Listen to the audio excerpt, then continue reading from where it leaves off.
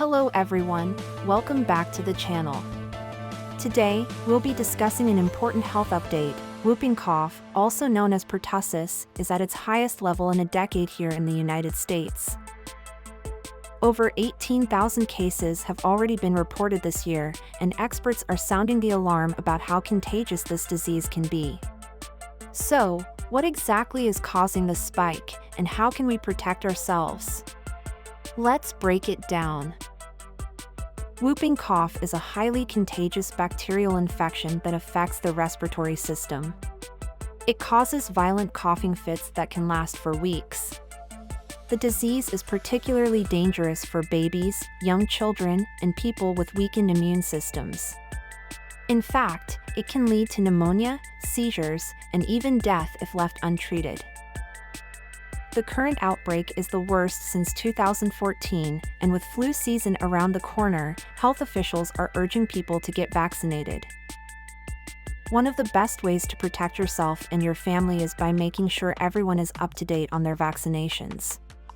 The CDC recommends the TDAP vaccine, which protects against tetanus, diphtheria, and pertussis for children and adults alike. Children should receive multiple doses of the vaccine, starting as early as 2 months of age. Adults need a booster shot every 10 years. Unfortunately, despite the availability of vaccines, many people either miss their booster shots or delay getting vaccinated, which allows the disease to spread more easily.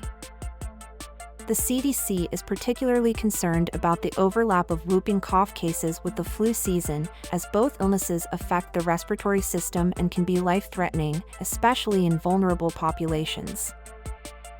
While vaccines are crucial, it's also important to recognize the symptoms of whooping cough early. Symptoms start like a common cold with a mild cough, runny nose, and fever.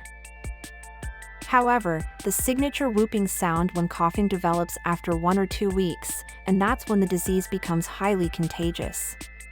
If you or someone you know is experiencing these symptoms, it's essential to seek medical attention immediately.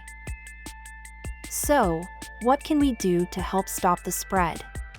Aside from staying vaccinated, it's important to practice good hygiene, especially in public places. Wash your hands frequently, cover your mouth when coughing or sneezing, and avoid close contact with anyone showing symptoms of respiratory illness. In summary, the spike in whooping cough cases is a reminder of how easily infectious diseases can make a comeback if we let our guard down. Ensuring you're vaccinated and recognizing symptoms early can save lives. That's it for today's update. If you found this information helpful, make sure to hit the like button and don't forget to subscribe for more health and safety updates.